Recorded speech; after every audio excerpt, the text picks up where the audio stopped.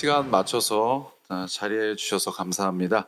네, 말씀드렸듯이 이제 마지막 세션을 갖도록 하겠습니다. 마지막 세션은 저희가 이제 패널 디스커션, 보통 패널 디스커션이라고 하는 세션입니다. 저희가 이제 좌장분께서 어떤 이제 마련된 질문을 하시고 그 질문에 대해서 저희가 연사분들을 모시고 같이 이제 토론을 하는 그런 시간입니다. 필요하면 이제 당연히 아까 이제 말씀드렸듯이 이제 좌중에서 또 질문을 하시고 같이 토의할 수 있는 자리가 되겠습니다. 그래서 모든 발표를 정리하고 이제 본격적으로 패널 토론 시간을 갖도록 하겠습니다. 네, 좌장을 먼저 소개시켜 드리겠습니다.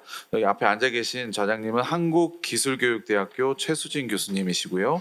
네, 교수님께서 이제 좌장으로 좀 이렇게 리드를 해주실 거고, 패널로는 오늘 총 일곱 분의 연사분이 발표를 해주셨습니다. 근데 이제 그 개인 일정으로 두 분만 제외하고 나머지 5분께서 이제 참여를 해주실 텐데요. 그래서 페리즈 에어로스페이스 육상우 공동 창립자님과 한국항공우주연구원 최환석 소장님, 최기혁 박사님, 그리고 이노스페이스 국태승 소장님, 그리고 죄송합니다. 그리고 스페이스 린텍의 이석범 책임연구원님, 이렇게 5분의 패널을 모시고 저희가 이제 패널 토론을 진행하도록 하겠습니다. 좌장과 연사분들은 모두 자리에서 일어나셔서 단상으로 와서 착석해 주시기 바라겠습니다. 네, 이후 진행부터는 제가 마이크를 좌장님께 넘겨드리도록 하겠습니다.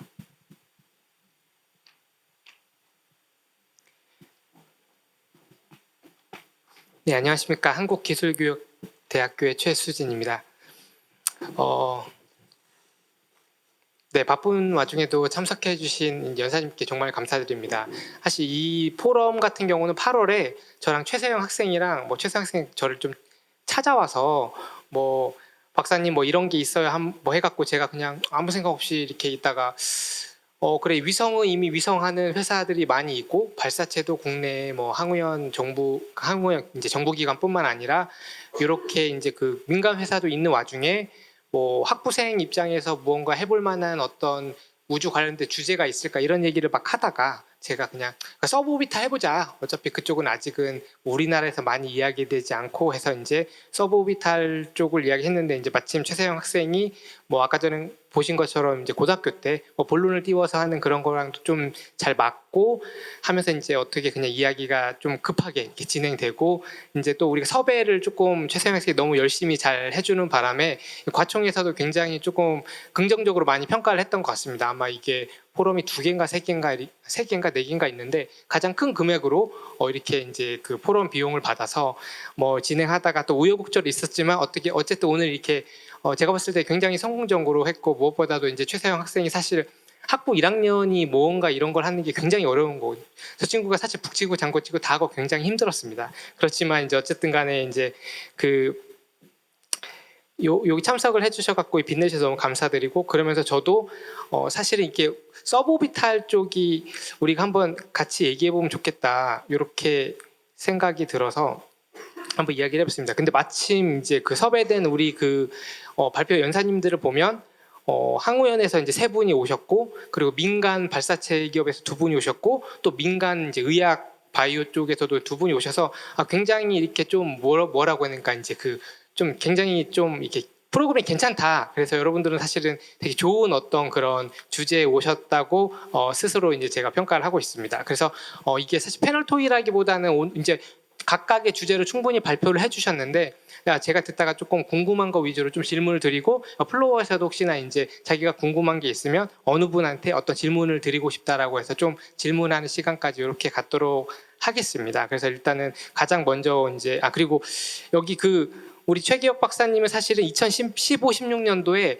다누리 사업을 처음 시작하고 막 했을 때 초기 다누리 그 사업 단장이셨고 저는 거기서 팀원으로 열심히 일했던 사람이어서 저희는 그렇게 좀 연이 있고 또 우리 최한석 소장님은 제가 이제 어쨌든 9월에 퇴직하고 학교로 왔는데 그 전까지 저희 이제 최고 부서장이셔갖고 이제 그렇게 좀 알고 있고 그래서 이제 대부분 또 이제 여기 이노스페이스나 페리지 같은 경우는 제가 이제 퇴직하기 전에 또 같이 저랑 과제를 하는 어떤 그런 기업이어서 개인적으로 조금 이렇게 안면이 있어서 되게 굉장히 다행이라고 생각하고 그래서 이제 오늘 이렇게 참석을 적극적으로 해주셨어서 너무 다시 한번 감사를 드리고 이야기를 시작하도록 하겠습니다. 그래서 일단 최한석 소장님께서 제가 이제 좀 질문을 드리고 싶었던 게, 물론 이제 정말로 이제 항우연의 발사체의 산 증인이시고 KSR 3부터 이제 누리호 뭐 차세대까지 약간 이제 하고 계신데, 지금 우리가 어쨌든 누리호라는 발사체를 정말 열심히 고생해서 만들었는데, 어쨌든 우리의 주제가 이 서브오비탈이다 보니까 어떤 우리가 이제 항우연이라고 하더라도 혹시 이렇게 누리호나 누리호 개량형이라고는 뭐 KSLV-2A 이런 어떤 발사체를 가지고 혹시나 서브오비탈 임무는 어떤 것이 가능할까, 혹시 이런 것들을 한번 혹시 이야기를 해봐 주실 수 있을까요? 예, 저희 항우연은 이제 그 서브오비탈은 사실은 그 오비탈 그 위성을 이제 투입하기 위한 과도기적인 연구로 하긴 했는데요. 아까 제가 이제 발표에서 써 있었듯이 누리호 사업에서 이제 2단 스테이지를 이용해서 그 누리에 들어가는 메인 엔진인 75톤급 엔진을 검증하기 위해서 이제 1단, 그러니까 2단을 1단화해서 시험 발사를 한 발사체가 있습니다. 저희들은 이제 TLV라고 테스트 론치 빌크이라고 부르는 건데요. 이 이제 스테이지를 토대로 저희가 이제 정부 사업으로 소형 발사체 개발 역량 지원 사업이라고 해서 그 누리호 2단을 1단으로 사용하고 그 위에 이제 상단으로 그 민간 기업에서 적당한 그 스테이지 엔진을 개발해 가지고 소형 발사체화하는 그런 국가 사업을 진행하고 있는데, 이것을 잘 활용을 하면 사실 사운딩 로켓 또는 그 스포트 오비탈이 너무 또 추력이 크면 또 용도가 제한되기 때문에, 그리고 아까 발표자께서도 말씀하셨듯이 이제 그 소규모의 그 서부 오비탈 그 투어도 사실은 그 정도 급이면 가능하기 때문에 저희가 이제 개발했던 그 누리호 2단을 좀 잘 활용하면 적절한 그 서부 오비탈의 뭔가 프로그램을 잘 개발할 수 있지 않을까, 그렇게 생각이 됩니다. 네, 하나만 더 죄송한데 질문을 드리면, 이제 우리가 누리호가 사실은 2차인가 3차 발사 때 아까 전에 보여주신 대로 더미 매스를 넣지 않습니까? 왜냐하면 혹시나 이제 뭐 그때 상황인데 실패할지 모르니까 뭐 윈공위성을 넣기에는 리스크가 있어서 더미 매스를 이렇게 올렸는데, 그 이제 이런 식으로 좀 더미 매스를 넣지 않고 무언가 조금 이제 원하는 팀들에게 어떤 리엔트리나 아니면 그냥 에리오 미션이 가능하도록 어떤 이런 게 이제 정부 자체적으로 허용이 가능하다면, 그렇게 해서 어떻게 조금 누리호를 활용할 수 있는 가능성에 대해서는 어떻게 평가를 혹시 생각을 하십니까? 예, 사실 누리호 1차 발사 때는 이제 그 발사체의 검증이 최우선이었기 때문에 사실 뭔가 아무리 무료로 이제 그 우주로 운송을 시켜준다고 하더라도 뭔가를 싣는다는 것은 굉장히 부담이 되었기 때문에 사실 이제 부득이하게 더미 매스를 실었었고요.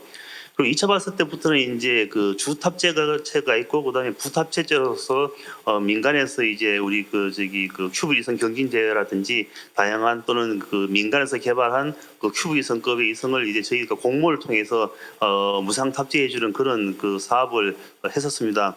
그리고 앞으로도 사실 보면은 누리호 이제 앞으로 후속 발사가 이제 3번, 4번이 더 남아 있는 셈인데, 탑재 능력에 비해서, 운송 능력에 비해서 사실 탑재 중량에 좀 여유는 있습니다. 그래서 저희가 이제 주 탑재체의 어떤 어떤 위험 요소가 되지 않는다면은 충분히 이제 부탑재체를 탑재할 수 있는 가능성은 있고, 다만 이제 발사체 어떤 그 현재 설계 상태에서 이제 큐브 위성을 사출을 하려면 이제 명령 신호를 내보내야 되는데, 이런 신호를 내보낼 수 있는 채널 수라든지 이런 부분에 약간의 제약이 있기 때문에 그것을 무한정 늘릴 수는 없고요. 정부에서 이제 지금 우주청에서 허락을 한다면 그런 부분을 전향적으로 설계에 반영을 해서 좀 더 이제 많은 그 민간 수요를 저희들이 이제 누리호를 발사할 때 함께 그 라이더 쉐어를 통해서 우주 공간을 운송할 수 있는 그런 기회를 만들 수 있지 않을까, 그렇게 생각을 합니다. 네, 너무 감사합니다. 네, 이렇게 소장님께서도 이제 그런 부분에서 긍정적으로 생각하고 계시다, 그렇게 이해를 해주면 좋겠고, 최기욱 박사님께 좀 문의드리고 싶은 게 있는데요. 사실은 재진입 우주 비행기에서 아까 전에 이제 말씀을 많이 해주셨는데, 사실은 이 주제에 맞는 서브오비탈의 메인 모델가 사실 우주 비행기지 않습니까? 그래서 이제 아까 전에 막 조금 5천억 정도 막 이야기를 하셨었는데, 혹시 조금 비용을 줄일 수 있는 어떤 우주 비행기 어떤 발사나 요건 이런 미션이나 이런 것들을 혹시 좀 그런 것들에 대해서 혹시나 조금 이야기를 해주실 수가 있을까요? 네, 제가 5천억이라고 말씀드린 거는 이제 X-37 경우에 그거는 이제 장기간 우주에 체류하고 재진입을 이제 하는 비행체인데 사실은 서브 오비탈이면은 재진입은 거의 필요가 없어요. 예, 100km 정도까지 올라갔다 내려오는 건데 우주의 무중력을 한 5분 정도 체험을 하게 되거든요. 그러나 이제 서브 오비탈도 용도는 굉장히 많이 있습니다. 이제 최근에 이제 관심을 끌고 있는 것이 일본도 그 연구를 시작했어요. 서브 오비탈. 근데 일본은 왜 서브 오비탈을 연구하냐면 인터컨티넨탈, 그러니까 일본서 떠서 미국까지 가는데 한 30분 이제 걸리는 비행체를 만들겠다는 거죠. 그러니까 대기권 뚫고 나가서 그때는 뭐 재진입이 일어나죠. 재진입을 해가지고 미국에 30분 내에 이제 화물과 사람을 수송하겠다. 그것이 이제 일본 작사의 계획이라고 들었습니다. 그래서 그런 분야는 뭐 재진입이 있으니까 그건 뭐 비용이 궤도 도는 거하고 거의 같게 들 겁니다. 근데 제가 2014년에 KBS하고 그 모하비 사막, 미국의 모하비 사막을 취재를 갔어요. 실리콘밸리하고. 왜 갔냐면 그 실리콘밸리에서 돈을 많이 번 그 백만장자들이 그때 벌써 10년 전이죠. 그 우주에 투자를 하기 시작했습니다. 일론 머스크도 그때 이제 그분이고. 예. 근데 그 모하비 사막, 이제 그 사막에 그 회사들이 있었어요. 조그만 우주 비행기를 만드는 회사들. 그래서 그 중에 저희는 이제 엑스코라는 회사를 방문했었습니다. 1인승의 굉장히 조그만 이제 우주 비행기죠. 그래서 지상에서 비행기처럼, 그건 로켓도 필요 없어요. 지상에서 그 로켓 엔진을 이용해서 이륙해가지고 100km까지 올라가서 5분, 10분 정도 무중력을 체험하고 다시 내려오는 겁니다. 근데 이게 용도는 뭐냐면 그 연소라든지 재료 실험 같은 거는 5분, 10분이면 충분한 실험들이 있습니다. 근데 이제 생명과학이나 그런 건 시간이 좀 오래 걸리죠. 몇 주, 몇 달 걸리기 때문에 이건 우주정거장에 올라가서 몇 달을 시험해야 되지만 특히 연소 또 무중력에서 재료를 만드는 그런 실험들은, 그러니까 물질을 녹여서 무중력 상태에서 확 섞은 다음에 확 식힌 다음에 내려가지고 오면은 그 완벽하게 섞인 그 새로운 물성의 물질들을 만들 수 있거든요. 이제 이러한 것들은 재진입이 사실 필요가 없어요. 그래서 그 비행체가 굉장히 싸고 간단하게 만들 수 있을 거로 생각합니다. 그리고 또 하나의 용도는, 저희도 이제 항우연에서 저도 이제 이렇게 몇 번 발표를 하고 다닐 때 이제 공군 측에서도 굉장히 관심을 가졌어요. 우리나라 군에서도. 그러니까 휴전선에서 이게 한 100km 올라가잖아요. 100km 올라가면 북한 전역이 다 보인다는 거예요. 막 사진을 찍고 내려올 수 있다는 거죠. 예. 그래서 군은 또 그런데 수요를 또 생각하고 있었습니다. 그리고 그 비용적인 측면을 말씀드리면, 재진입만 하지 않는다면 굉장히 저렴하게 그 우주비행체를 만들 수가 있다고 생각합니다. 예. 네, 죄송 하나만 더 이제 궁금한 질문하고 싶은데, 아까 전에 이제 김현준 박사님이 그 지금 우리 최한석 소장님 이제 방금 말씀하신 테스트 런치, 그 TLV는 75톤 1단을 하고 그거 가지고 이제 김현준 박사님 뭐 소형 발사체로 활용하자 이런 얘기를 하고 있는데, 그 테스트 런치 비클의 상단에 우주 비행기를 아까 전에 보여준 그림처럼 바로 이렇게 연결을 해서, 그런 식으로 만약에 우리가 그 소형 그 누리호의 일단은 그런 식으로 활용해서 서브 오비탈 임무를 이렇게 한다, 이렇게 만약에 가정을 하면 그것에 대한 가능성이나 좀 평가는 어떻게 개인적으로 좀 생각하고 계십니까? 그러니까, 왜냐면 이미 그런 기술이 거의 다 있는 거고 예. 실증만 할 수 있는 어떤 그런 상황이다라고 만약 가정을 한다면. 예. 그러니까 TLV 상단에다가 그런 이제 그 서브 오비탈 비행체를 올려서 뭐 100km까지 올려서 이제 다시 지상에서 회수하는 이제 그런 시스템인데요. 그건 뭐 그 우주 비행기 지금 X-37이나 그 드림 체이서 같은 방식이 궤도를 돌지만 않는다 뿐이지 거의 유사한 이제 방법이라고 보여지거든요. 그러면 그것도 훨씬 뭐 저렴하게, 그 아까도 제가 말씀드렸지만 그 우주 실험 그 5분 10분 갖고도 충분한, 무중력 5분 10분 정도 갖고도 충분한 그 실험과 우주 제작 분야가 분명히 있습니다. 제가 아까 말씀드렸죠. 뭐 그런 거는 얼마든지 할 수 있고, 다만 이제 비용적인 측면에서 그 TLV도 상당히 그 비싼 발사체라고 생각이 돼요. 그래서 그 제가 아까 말씀드린 그 엑스코라는 회사, 이거 인터넷에 다 있습니다. 회사는 지금 없어졌는데 그건 다 떠 있을 거예요. 링스라는 1인승의 조그만 우주 비행기가 있어요. 그러면 고무를 태우는 소형 그 로켓 엔진이 거기 들어 있습니다. 그 피스톤으로 그거는 가압을 해주더라고요. 뭐 그 정도면 되기 때문에 너무 비싼 그 고가의 그 75톤 엔진을 쓴다는 거는 조금 좀 비용 대 효과 측면에서는 좀 아까운 느낌이 좀 들고요. 우리가 한다 그러면 얼마든지 우리나라 기술로 그런 소형 그 엔진을 개발할 수 있을 거로 생각합니다. 그것을 달고 가는 게 오히려 경제적이지 않을까 생각이 드네요. 예.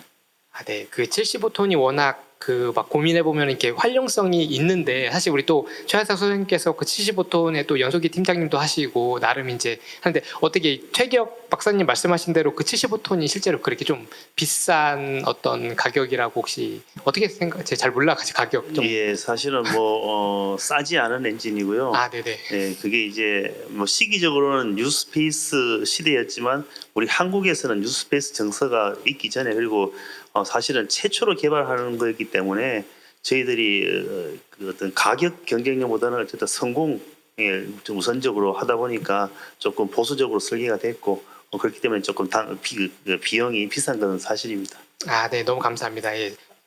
네, 아, 예.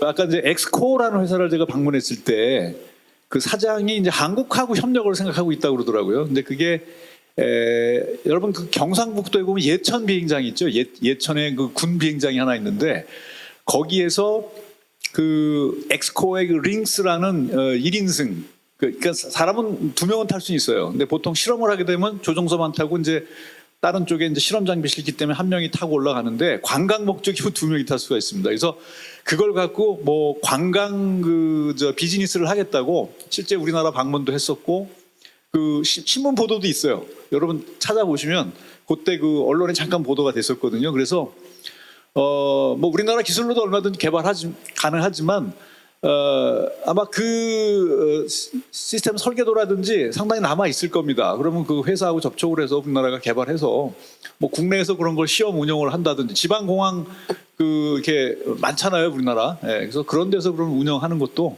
하나의 좋은 아이디어가 아닌가 생각이 듭니다. 예. 네, 너무 감사합니다. 이제 그 의학적으로 우리 이석범 책임님께 좀 여쭤볼 게 있는데요. 결국은 이 서브오비탈이라는 주제를 했을 때 결국은 이제 뭡니까 이제 그 이용하는 고객이 결국은 그 스페이스 리텍 같은 뭐 보령제약 같은 그런 회사인데 아까 전 스페이스 린텍에서 보여준 자료를 보면은 무중력 테스트가 뭐 20초, 25초 요 정도까지 하고 그것이 좀 연속적으로 이제 길게 이어지지 못하다 보니까 아쉬움이 뭐 있는 부분으로는 제가 좀 이해를 하고 있는데 미세 중력이 어느 정도로 어느 시간 정도로 유지가 되면은 좋겠다라고 하는 혹시 그런 시간이 있습니까? 지금이야 뭐 25초, 30초 이 정도인데 혹시? 저희는 길면 길수록 좋은 것 같고요. 아, 네네. 근데 이제 그렇게 하려면은 이제 실제로 우주로 올라가야 되니까, 네. 기본적으로 지금 저희가 접근하는 방식은 이제 드롭터를 사용해서 반복적으로 해서 누적 시간을 증가시키는 방식으로 하고 있습니다. 그래서 아까 전에 그 GO 뭐 올가노이드를 이제 에리오에서 이제 배양하고 하는데 뭐 저는 늘 궁금한 게 3개월이면 충분한가? 혹은 6개월이면 충분한가? 말씀하신 대로 길면 길수록 좋다고 하셨는데 바르다도 어쨌든 몇 개월 있다 결국 다시 이제 리엔트리를 했지 않습니까? 그래서 어떤 그 정도의 이제 탑재체 고객사는 어느 정도 시간이 이제 필요하다 이렇게 이야기를 혹시나 해주실 수 있는지 그게 좀 궁금했습니다. 그러니까 아직은 이제 결정 성장이 된다라는 거를 보는 검증 단계고, 네네네. 그러니까 어떤 약물을 어떤 식으로 성장시켜야 된다 그거는 이제 아주 좀 많은 시간이 필요합니다. 왜냐하면은 이 의약품이기 때문에 이게 제조하는 방식이나 제조하는 공간에 따라서 규제가 다 틀려져 있거든요. 그래서 우주에서 아까 어떤 분이 질문하셨는데 우주에서 지금 제조를 한 거를 지구에서 쓸 수 있냐? 그거는 전혀 틀린 문제라고 합니다. 그래서 이제 바르다 같은 경우 바르다는 아니면 그 바르다가 아니라 그 머크 같은 경우는 그걸 연구를 하는 이유가 이제 그 의약품 같은 경우는 신약이 있으면 특허가 살아 있는 동안은 이제 가격이 높거든요. 이제 특허가 만료가 되면은 복제약들이 막 나오면서 가격이 뚝뚝 떨어지는데 만약에 우주에서 제조를 하면서 어떤 새로운 제조 방식을 찾았다라고 하면 또 다른 특허를 낼 수가 있습니다. 그러니까 신약을 하나를 더 개발하는 효과가 있거든요. 그래서 그런 방식으로 이제 이해를 하시면 될 것 같습니다. 아, 네. 그 바르다 얘기를 잠깐 해주셨는데 이제 바르다가 원래는 이제 재진입을 하려고 했는데 이제 뭐라고 해야 되죠? 허가가 안 나갔고 좀 계속 딜레이가 됐지 않습니까? 내려오는 그 기간이 길어졌는데 어쨌든 내려왔는데 이제 제가 궁금한데 혹시나 그 내려오는 그 의약품에 대한 어떤 뭐 좀 정보나 잘 됐는지 안 됐는지 그런 게 혹시 시중에 좀 얘기가 있습니까? 아니면은 철저하게 바르다가 이제 이 얘기를 안 하고 있습니까? 현재?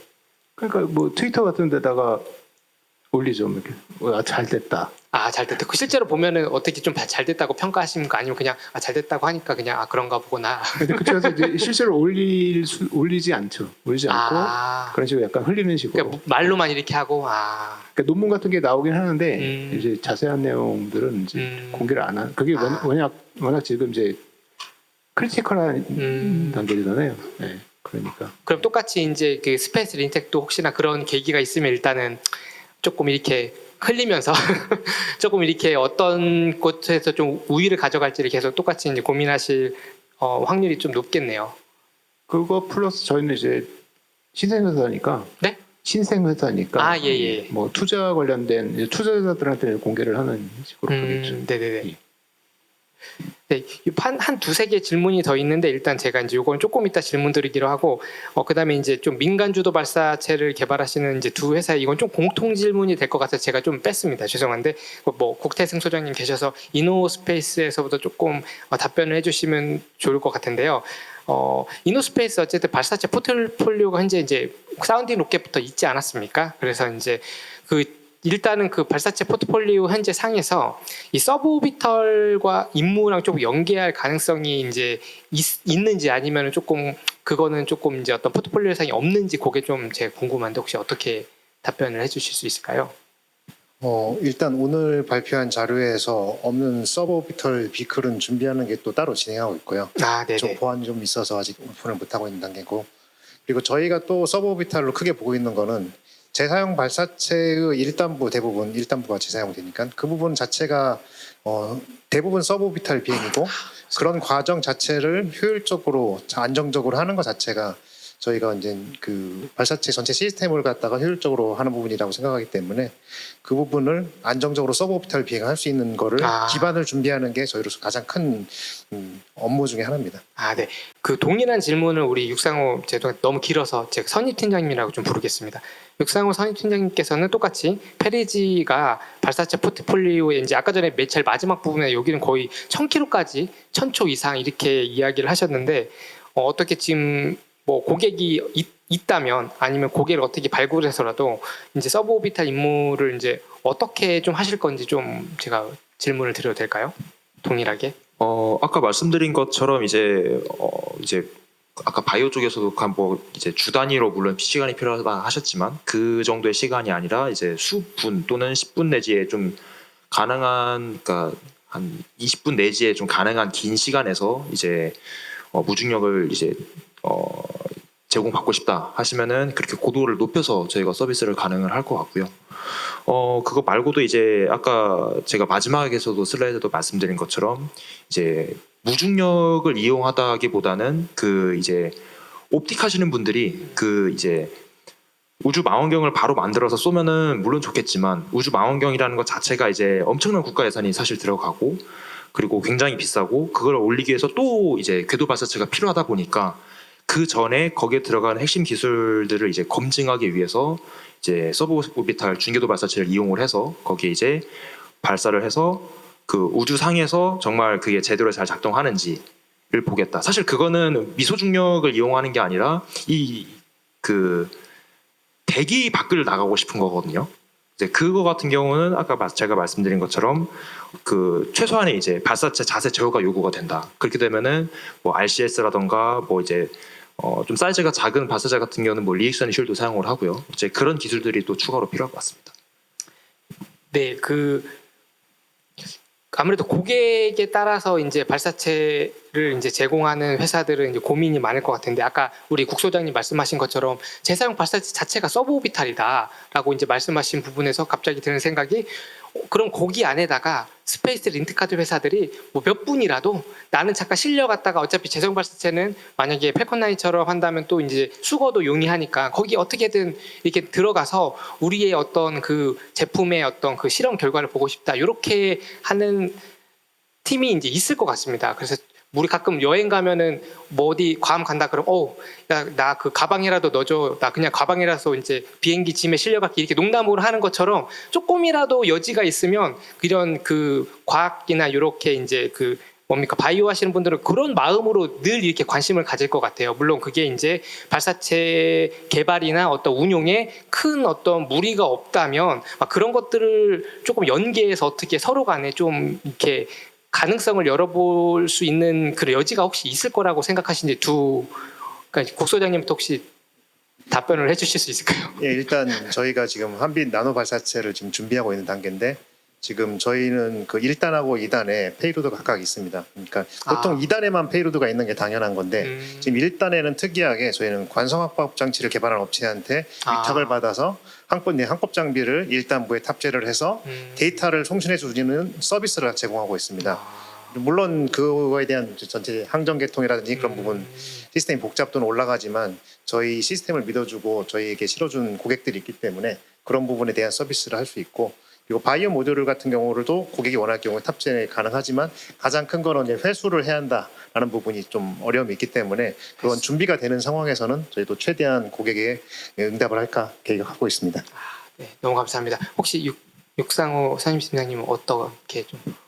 네, 저희도 마찬가지로 뭐 구체적으로 어떤 지금 페이로드를 계약을 해서 뭐 지금 서비스를 하겠다 그렇게까지는 말씀은 좀 드리기는 어렵지만은, 이제 저희 같은 경우는 액체 발사체다 보니까 좀 그런 그 발사 궤적이라든지 발사 시간이라든지 그런 것들을 좀 튜닝하기에 있어서 좀 자유롭다고 생각을 합니다. 그래서 그런 것들에 대한 이점을 살려서 이제 예를 들어서 저희가 BW1 이제 궤도 발사체지만 궤도를 형성하지 않고 단순히 이제 높이만 이제 쏘아 올리는 그런 미션이 필요하다라고 하면은 충분히 저희도 거기에 이제 미션에 응답해서 그런 서비스를 제공을 할 수가 있고요.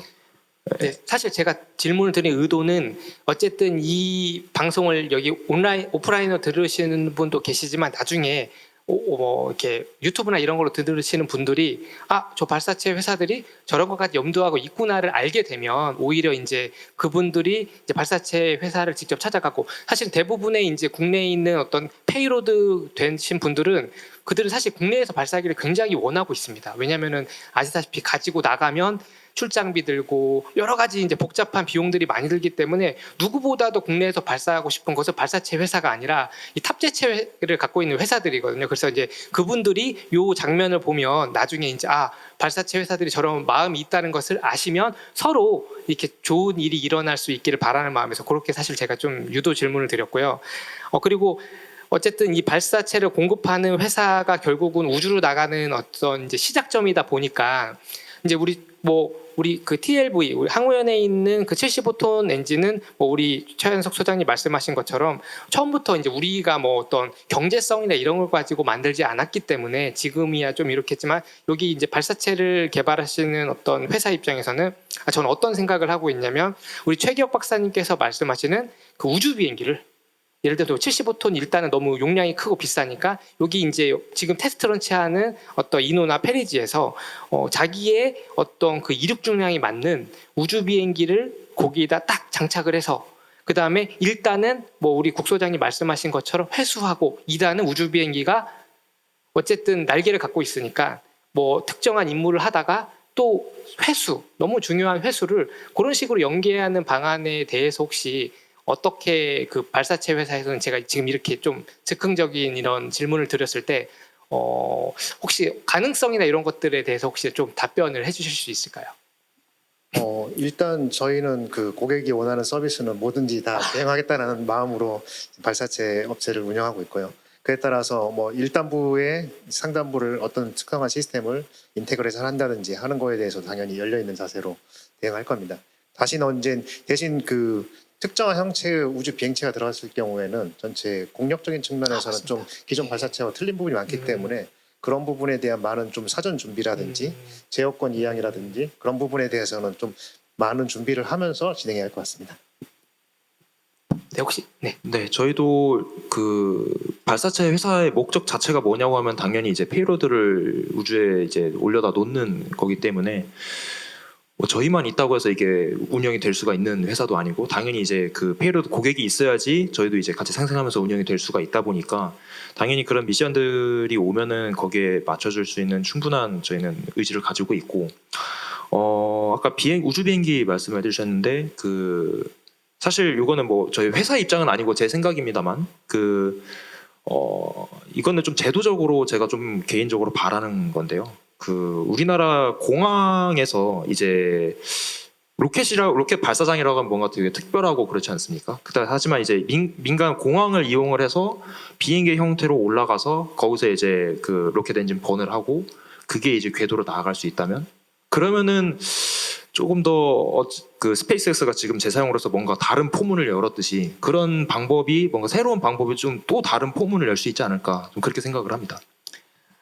네, 그래서 저는 이제 어쨌든 그 발사체 프로바이더가 그런 역할을 해주고 우리 최경 박사님이 생각하시는 그 우주 비행기 서브오비탈을 하면서 거기 서브오비탈 우주 비행기에도 회수하는 발사체 1단에도 우리 요 스페이스 린텍 같은 회사들이 조금이라도 뭔가 거기 탑재체를 넣어가지고 그 아까 전에 우리 그 스페이스 린텍 보면은 이제 비행기로 이렇게 내려왔다 올라갔다 하면서 그 무중력을 뭐 30초, 40초 여러 번 하는 그 과정을 우주 비행기가 해줄 수 있거든요, 충분히. 그러니까 그런 거를 좀 잘 연계하면 뭐 서로 간의 시너지를 좀 일으킬 수 있지 않을까라는 좀 이제 기대랑 좀 그런 희망하는 좀 바람이 있어서 제가 일단은 가급적이면 이 서브오비탈하는 영역에서 다 같이 할 수 있는 일, 결국은 이게 아무리 좋은 일이고 좋은 취지여도 비용이 비싸거나 뭐 누구한테 계속 정부한테 돈을 달라고 하는 관점으로만 진행되면 이게 일이 진행이 안 되니까. 그래서 어떻게 보면은 어떤 지금 뭐 뉴스페이스라는 어떤 그 뭐 용어가 탄생하면서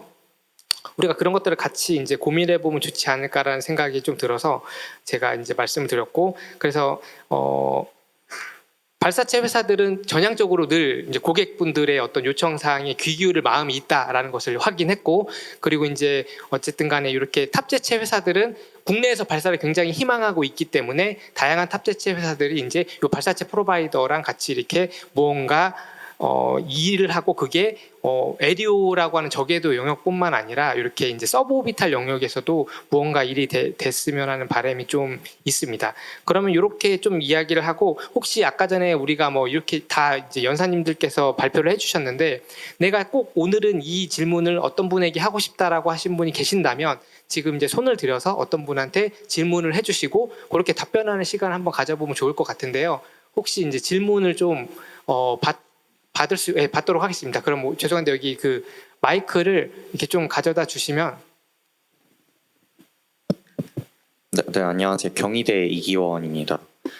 그 스페이스 린텍 그 연구원님한테 질문이 있는데, 그 바이오라는 게 사실 프로토콜이나 그 약간 그 실제 그 어떤 단백질이나 이런 걸 생성하시는 분들, 교수님들, 그 다음에 단백질을 실제로 생성하는 과정에서의 뭐 노하우라던가 프로토콜 하나에 따라서 그런 그 조건이라던가 이게 생성되는 그런 게 되게 많이 달라진다고 알고 있는데,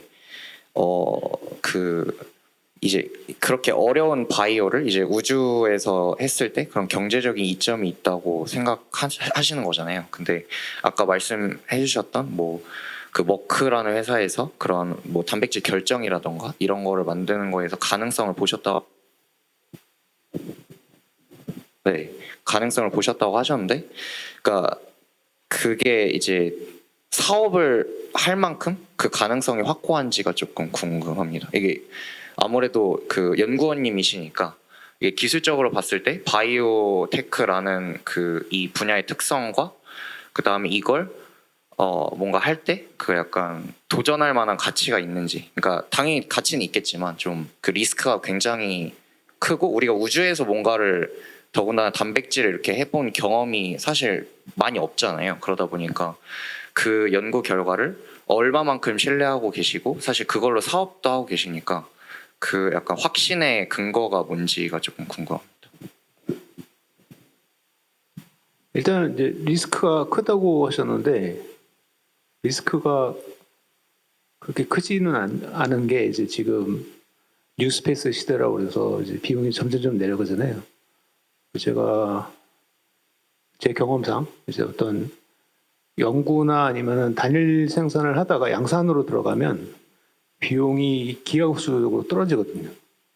그래서 뉴스페이스를 보는 관점은 옛날에 이제 어떻게 보면 수작업으로 우주선을 하나 만들어서 쏘아 올렸던 시대에서 우주선이 양산이 되는 시대로 바뀌기 때문에 리스크는 기하급수로 떨어질 거고, 그리고 바이오 쪽에서는 제가 아까 슬라이드에서 잠깐 보여드렸듯이 그 중력이 없는 상황이라는 거를 바이오에서 경험을 못 해봤거든요. 근데 이제 올라가 봤더니 수많은 좋은 일들이 있단 말이에요. 이제 종양 같은 경우도 종양하고 면역 체계하고의 그 메커니즘이 너무나 복잡해서 규명을 못 하는데 그런 신호 체계들을 이제 알아내는 것들. 그래서 연구 자체만 해도 그 효과가 엄청나게 크고, 예, 그래서 제가 볼 때 리스크는 점점 떨어지고 효과는 이제 그대로 있으니까 그 어떤 뭐 프로핏이라고 하면은 기대하는 프로핏이 점점 올라가는 상황인 거죠. 네, 감사합니다. 네, 혹시 또 다른 질문 있으세요? 네, 저기 뒤에 이제 손 들어 보신.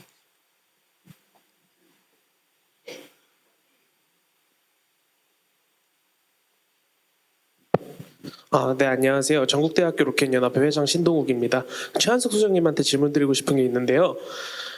네, 지금 서브오비탈 관련해서 저희가 이제 조금 고도가 저희가 만드는 로켓보다 훨씬 높은 이제 고도를 타겟으로 하는 로켓들을 관해서 얘기를 하고 있는데, 사실 저희가 만드는 로켓은 이제 소형 무인 비행체로 분류가 돼서 400m 고도 제한에 걸리게 되어 있습니다. 조금 정책적인 질문일 수 있겠지만 저희의 기술이 이제 어느 정도 400m 선에서는 이제 어느 정도 선에 다다라서 이제 조금 더 혁신적이고 이런 로켓을 개발하기 위해서는 그 고도 제한을 저희가 다른 방법으로 해소하고 이런 부분에서 이런 걸 해소하는데 혹시 항우연이나 다른 기업들이나 이런 부분에서 조금 도움을 받을 수 있을지 해서 네, 이런 부분에 대해서 여쭤보고 싶었습니다. 예, 사실 그 저희도 보면은 이제 한국에서 이제 뉴스페이스 시대가 도래하고 우리 아시다시피 민간 기업들이 이제 많이 그 시장에 뛰어들었는데 아직 그 법적인 부분이나 이런 제도적인 부분이 어떤 시대의 변화를 따라잡지 못하는 부분이 있어서 그런 부분은 이제 저희들도 정부 차원에서 계속해서 이제 좀 풀어달라고 요청을 드리고 있고요. 사실은 저희 이제 누리호 한국에 봤을 때 고도화 사업에서도 그런 이제 법적인 문제가 있어서 그런 부분들을 이제 정부와 같이 해결을 함으로써 그거는 사실 우리 그 항우연도 관계가 되지만 우리 이제 민간 기업들 앞으로 이제 저희랑 뭐 이제 부품도 같이 공유해서 활용할 가능성도 많고 한데 사실은 이제 그런 부분에서 이제 이런 제도적으로 많이 이제 정비가 되면 아마